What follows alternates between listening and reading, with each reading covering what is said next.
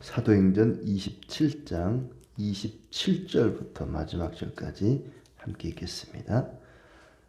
27절입니다. 열나흘째 되는 날 밤에 우리가 아드리아 바다에서 이리저리 쫓겨가다가 자정쯤 되어 사공들이 어느 육지에 가까워지는 줄을 짐작하고 물을 재어보니 20길이 되고 조금 가다가 다시 재니 15길이라 암초에 걸릴까 하여 고물로 단 넷을 내리고 날이 새기를 고대하니라. 사공들이 도망하고자 하여 이물에서 닻을 내리는 채하고 거룻배를 바다에 내려놓거늘 바울이 백부장과 군인들에게 이르되 이 사람들이 배에 있지 아니하면 너희가 구원을 얻지 못하리라 하니 이에 군인들이 거룻줄을 떼어버리니라.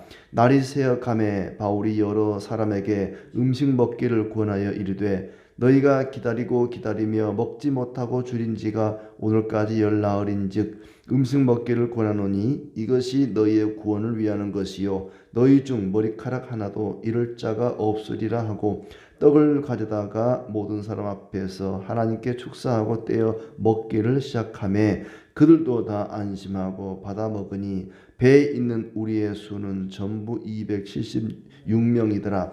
배부르게 먹고 밀을 바다에 버려 배를 가볍게 하였더니 날이 새매 어느 땅인지 알지 못하나 경사진 해안으로 된 항만이 눈에 띄거늘 배를 거기에 들여다 댈 수 있는가 의논한 후 닻을 끊어 바다에 버리는 동시에 키를 풀어 늦추고 돛을 달고 바람에 맞추어 해안을 향하여 들어가다가 두 물이 합하여 흐르는 곳을 만나 배를 걸매 이물은 부딪혀 움직일 수 없이 붙고 고물은 큰 물결에 깨어져 가니 군인들은 죄수가 헤엄쳐서 도망할까 하여 그들을 죽이는 것이 좋다 하였으나 백부장이 바울을 구원하려 하여 그들의 뜻을 막고 헤엄칠 줄 아는 사람들을 명하여 물에 뛰어내려 먼저 육지에 나가게 하고 그 남은 사람들은 널 조각 혹은 배 물건에 의지하여 나가게 하니 마침내 사람들이 다 상륙하여 구조되니라. 아멘. 예, 반갑습니다. 또 하나님의 은혜 가운데 모두 평안하시길 바랍니다. 로마로 가는 길 사도행전 27장은 그렇게 제목을 정해봅니다. 로마로 가는 길. 바울이 비록 죄수의 몸이지만은 꿈에 그리던 로마를 가게 됩니다.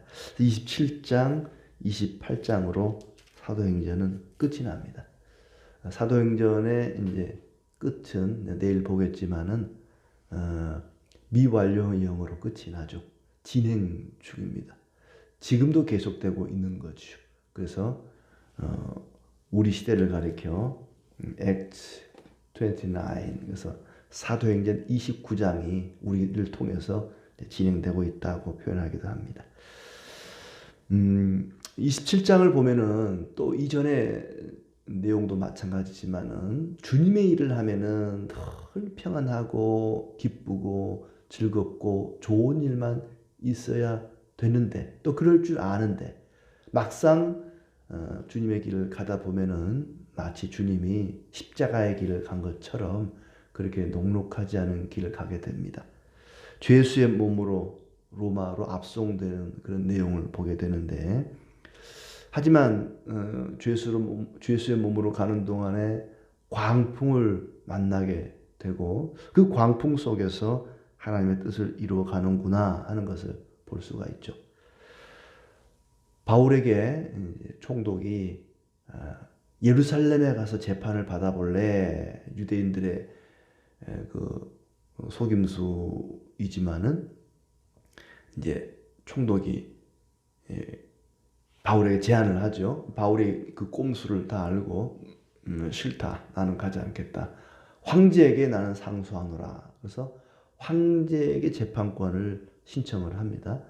그래서 이제 아그리빠 왕이 신문을 하고 베소 총독도 들어봐도 아무리 봐도 바울은 죄가 없어요. 그렇지만 이제 상소를 했기 때문에 로마까지 바울을 압송해야 될 책임이 있습니다. 그래서 군인들을 많이 동원해서 배를 태워서 로마로 보내게 되죠. 1절부터 26절까지 로마로 압송되는 과정을 보여주고 4절까지 27절부터 44절까지는 그들이 배가 깨지고 좌초되는 그런 내용을 우리에게 소개하고 있습니다. 1절부터 8절까지는 이제 가이사라에서부터 미항이라고 하는 곳에 이르게 되고, 또 9절부터 26절까지는 항로를 이탈해서 광풍을 만나서 배가 이리저리 바다 위에서 떠도는 그런 과정, 그리고 27절부터는 이제 배가 깨지고 그 과정 속에서 그들이 구원받는 내용이 나오고 있습니다. 1절에 보면 바울이 다른 죄수 몇 사람과 함께 배를 타고 이달리아에 가게 되었다. 이달리아는 이제 로마가 있는 곳이 되겠죠. 거기에 책임자는 백부장 율리오라는 사람입니다. 이 사람이 호송 대장, 호송 책임자로서 죄수 몇 사람과 함께 바울을 이제 로마로 압송하게 되죠. 거기에는 많은 군인들도 동원이 됩니다. 아드라무떼노 배에 올라서 항해를 시작하는데 율리오가 바울에게 아주 친절을 베풉니다. 배에는 선장이 있을 것이고 선원들이 있을 것이고 죄수들이 있고 군인들이 있고 또 중간에 또 갈아타기도 하죠. 아직 바울이 어떤 확정 판결을 받기 전입니다. 그렇기 때문에 무죄 추정의 원칙에 의해서 아직 바울은 죄인이 아니죠. 죄인으로 추정이 될 뿐이지 죄인이 아닙니다. 그렇기 때문에 율리오가 굉장히 친절을 베풀고 또 바울에 대한 좋은 소문도 아마 들었을 것 같아요. 친절을 베푸는 가운데 이제 로마로 가게 됩니다. 비록 죄수의 몸이지만은 꿈을 이루게 된 거죠. 바울은 로마에 가서 복음을 전하고 싶어 했거든요. 구브로 해안을 거쳐서 길리기아, 밤비엘리아, 무라시에서 배를 갈아타게 되고 겨우겨우 미항이라고 하는 곳에 이르게 되었다. 그야말로 천신만고 끝에 미항에 이르게 됩니다. 8절 간신히 그 연안을 지나 미항이라는 곳에 이르니, 그렇습니다. 미항이라는 곳에 이르게 되었다. 그리고 이제 9절부터는 본격적인 풍랑이 시작이 됩니다. 여러 날이 걸려 금식하는 절기가 이미 지났으므로, 금식하는 절기면은 초막절이거든요. 초막절이면 우리로 치자면 7월입니다. 7월인데 그렇게 초막절이 지났으니까 한 8, 9월쯤 되는, 그러니까 겨울이 이제 오기 전에 이때는 아마 바람도 많고 바다가 험한 그런 시기로 여겨지는데 바울이 권하죠. 우리 생명에 타격과 많은 손해를 끼칠 것 같다. 우리가 미항에서 더 머물다 겨울을 나고 가야 된다. 그랬더니 백부장이 바울의 말보다 선장과 선주의 말을 더 믿었다. 선장과 선주는 전문가거든요. 바다 전문가니까 항해에 일각에 있는 사람들이니까 백부장은 바울의 말보다는 전문가인 선장과 선주의 말을 더 믿었다. 그리고 그 미항이 너무 겨울나기가 불편해서 베닉스에 가서 겨울을 지내자, 이런 주장이 더 많았다. 다수의 의견을 따른 거죠. 전문가의 의견을 따르고 다수의 의견을 따랐습니다. 바울의 말보다는 많은 사람들 또 전문가의 말을 따르게 되었다. 그리고 이제 미항이 아니라 베닉스에 가서 겨울을 나려고 출발을 합니다.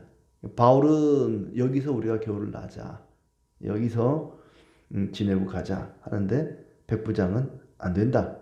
베닉스에 가서 겨울을 지내자.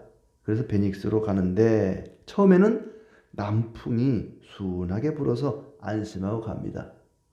그들의 말이 옳은 것 같았죠. 거봐, 괜찮잖아. 그리고 갑니다. 그러나 얼마 안 갔어. 14절에 얼마 안 되어 섬 가운데로부터 유라굴로라는 광풍이 크게 일어나니, 우리는 태풍이라고, 또 어떤 데서는 허리케인이라고도 부르기도 하고 여러 가지 표현이 있는데 여기서는 유라굴로라고 하는 광풍이 일어나게 되었다. 배를 조종할 수 없어서 그냥 바람에 맡길 수밖에 없는 상황입니다. 풍랑이 심해서 애를 쓰다가 이튿날 짐을 바다에 던지기 시작합니다. 사흘째 되는 날에는 배의 기구들을 버렸다. 여러 날 해도 별도 보지 못하고 절망하게 됩니다. 해와 달은 항해하는 사람들에게 있어서 나침반 역할을 합니다. 그때는 나침반이라는 게 없었겠죠. 그렇기 때문에 해와 달과 별들이 나침반 역할을 하는데 너무 광풍이 오래 계속되니까는 해와 별을 볼 수가 없는 그야말로 절망 상태입니다. 21절에 절망 가운데 있는 사람들에게 바울이 이야기를 합니다. 여러 사람이 오래 먹지 못하였음에 바울이 가운데 서서 말하되 여러분이여 내 말을 듣고 그에 대해서 떠나지 아니하여 이 타격과 손상을 면하였더라면 좋을 뻔하였느니라. 내 말대로 하지. 내 말대로 했더라면 이런 고생을 안 했을 텐데 내가 뭐라 그랬어. 미항해서 그냥 있자 그랬잖아. 왜 괜히 내 말 안 듣고 타박하는 건 아니고 이제 참 내 말대로 했으면 좋았을 뻔했는데 하면서 그들을 권면하는데 22절에 보니까 내가 너희를 권하노니 이제는 안심하라.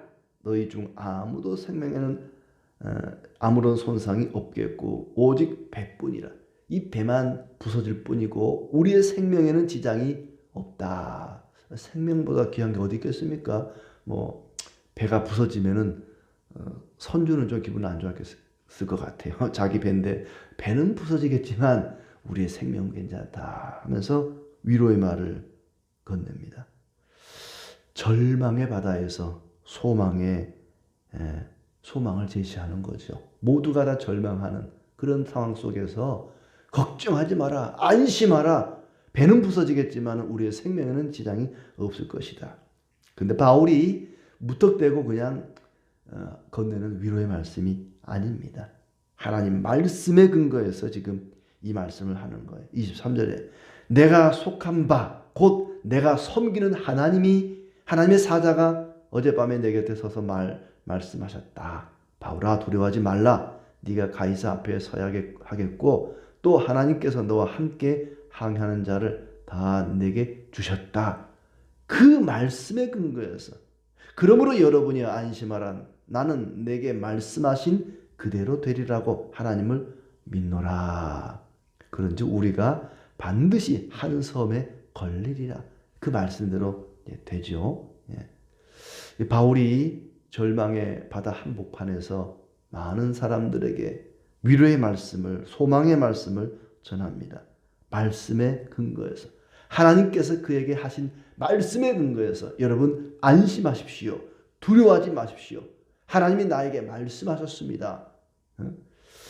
자, 과연 그대로 되는지 27절부터 말씀이 어떻게 이루어지는지를 보여주고 있습니다. 이 사람들을 다 내게 주셨다. 하나님이 그렇게 말씀하셨다는 거예요. 우리는 같은 시대를 살아가는 사람들을 하나님이 우리에게 주셨다는 사실을 기억해야 됩니다. 그리고 그들에게 소망의 메시지를, 빛과 소금의 역할을 잘 감당해야 할 것입니다. 27절부터 마지막 절까지는 배가 깨졌지만, 배는 손상이 됐지만 사람들은 구원을 받게 된다. 한 섬에 이르게 되었다. 물론 배가 좌초되었지만은 그 바울의 말처럼 하나님께서 바울에게 하신 말씀대로 이루어졌다는 사실을 확인하게 됩니다. 그렇게 해도 별도 볼 수 없는 절망의 바다에서 14일째 되는 날 밤에 육지가 가까이 있다는 것을 알게 됩니다. 이제 그 바닷물의 깊이를 재보니까 육지가 좀 가까워졌다는 것을 알게 되는 것이죠. 그리고 날이 새기를 고대합니다. 그때 사공들은 도망을 치려고 했다. 30절에 사공들이 도망하고자 하여 이물에서 닻을 내리는 채하고 거룻배를 바다에 내려 놓거늘. 이 거룻배라고 하는 것은 구명정이죠. 선원들만 이 구명정을 내려서 자기들만 얼른 육지로 도망을 가려고 했다. 그때 바울이 경고합니다. 이 배에 남아있지 않으면 우리는 구원을 받을 수가 없다. 이 배에 남아 있어라. 가지 마라. 그리고 음식을 권하면서 안심을 시키죠. 34절. 음식 먹기를 권하노니 이것이 너희의 구원을 위하는 것이요 너희 중 머리카락 하나도 잃을 자가 없으리라. 얼른 음식을 먹어라. 힘을 내라. 나중에 보면은 헤엄쳐 가게 하잖아요. 음식을 먹어야 헤엄칠 수 있을 것 아닙니까?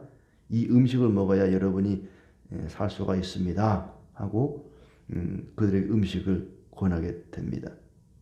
근데 그때 배에 타고 있던 사람들이 270명이었다. 그러니까 이 배가요, 보통 배가 아닙니다. 270명이 타고 갈 정도 배면은 굉장히 큰 대형 선박이죠. 그리고 이제 41절에 배가 깨지는 그런 내용이 나오죠. 41절 두 물이 합하여 흐르는 곳을 만나 배를 걸매 이 물은 부딪혀 움직일 수 없이 붙고 고물은 큰 물결에 깨어져 가니 배가 깨지니까 이제 군인들이 볼 때 야, 이 죄수들이 탈출할 것 같다. 이 죄수들이 가만 내버려 두면은 도망갈 것 같으니까 죽이자. 죄수를 죽이면 바울도 죽는 거잖아요. 그때 백부장이 바울을 살리려고 헤엄칠 수 있는 사람들은 다 헤엄쳐 가라. 일단 살고 보자. 아무리 죄수지만은 특히 바울은 아주 미결수잖아요. 확정 판결 전이기 때문에 죽이면 안 됩니다. 이 로마 시민권자 가진 사람을 황제 앞에까지 가이사 앞에까지 데리고 가야 될 책임이 있는데 여기서 죽으면 안 되잖아요. 그러니까 하나님이 이 백부장을 통해서 또 살려줍니다. 이전에는 천부장을 통해서 살려주시고 백부장을 통해서 살려주고 아무튼 하나님은 어떤 힘 있는 사람들을 통해서 바울의 생명을 계속해서 보존해 가시는 것을 볼 수가 있죠. 그리고는 모두가 그 섬에 상륙해서 구원을 얻게 되었다 하는 것이고. 자, 이렇게 끝이 나는데 여기에 보면은 중간중간에 우리가라는 표현들이 나오죠. 우리가 이 37절에도 보면은 배에 있는 우리의 수는 그랬고 또 저 앞쪽에도 보면은 4절에도 우리가 떠나가다가 이런 표현이 나옵니다. 우리가. 그러니까 이 글을 쓰고 있는 누가는 이 항해에 지금 동행을 하고 있는 거죠. 그때 배가 파손돼서 바다 한가운데서 다 죽었더라면 바울도 없고 누가도 없고 누가가 그 뒤에 누가복음이나 사도행전을 기록할 수도 없었을 겁니다. 바울의 많은 이 서신서들도 우리에게 있지 않을 수가 있었겠죠. 그러니까 하나님이 바울도 살려주시고 누가도 살려주시고 참 누가라고 하는 사람이 이 어려운 때 이게 얼마나 힘든 고생의 여정입니까? 이럴 때 함께 했다는 거 고난길에 동행했다는 것이 야, 참 대단하다. 바울도 대단하지만 이 험난한 여정에 누가가 처음부터 끝까지 계속 같이 동행하고 있다는 것이 야, 참 귀하다. 진정한 동역자는 이 고생길에 함께하는 사람이죠. 흔히 뭐 조강지처라는 표현을 쓰기도 하는데 고생할 때 함께했던 사람이라는 뜻입니다. 이 참 누가 같은 사람은 그런 사람입니다. 바울이 고생하는 그 순간에 바울 곁에서 함께 동행하고 힘이 되어주지 않았을까 추정을 해봅니다. 자, 폭풍우 속에서도 바울은 절망하지 않습니다. 광풍 속에서 모든 사람들이 절망하고 소망을 잃어버리고 괴로워할 때에도 바울은 믿음을 잃지 않고 참 배가 통제력을 상실하고 바람에 밀려서 어디로 갈지 모릅니다. 사람들이 더 이상 그 배를 조종할 수가 없어요. 이쪽으로 가고 싶다고 갈 수 있는 게 아니라 바람에 맡기고 그냥 그 망망한 바다 한가운데에서 이리저리 바람에 휩쓸리고 있는 것이죠.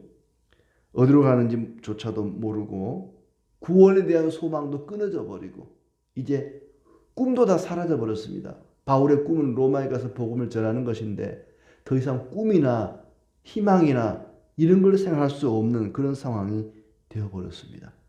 죽음의 광풍 속에 절망의 바다 한복판에서 바울은 말합니다. 안심하십시오. 힘을 내십시오. 우리는 결코 죽지 않습니다. 우리는 살 수 있습니다. 하나님이 내게 말씀하셨습니다. 말씀에 근거해서 일어나 안심하라고 그들을 도닥이고 있습니다. 23절 말씀. 내가 속한 바 내가 섬기는 하나님의 사자가 내게 말씀하셨습니다. 내가 속한 내가 섬기는 하나님. 나는 하나님께 속했습니다. 나는 그 하나님을 섬깁니다. 내가 속한 하나님, 내가 섬기는 하나님이 사자를 통해 나에게 말씀하셨습니다. 하나님을 아득히 멀리 있는 그런 어떤 분이 아니라 바로 내가 속해 있는 분입니다. 내가 섬기는 분입니다. 내 곁에 서서 늘 말씀하시는 분입니다.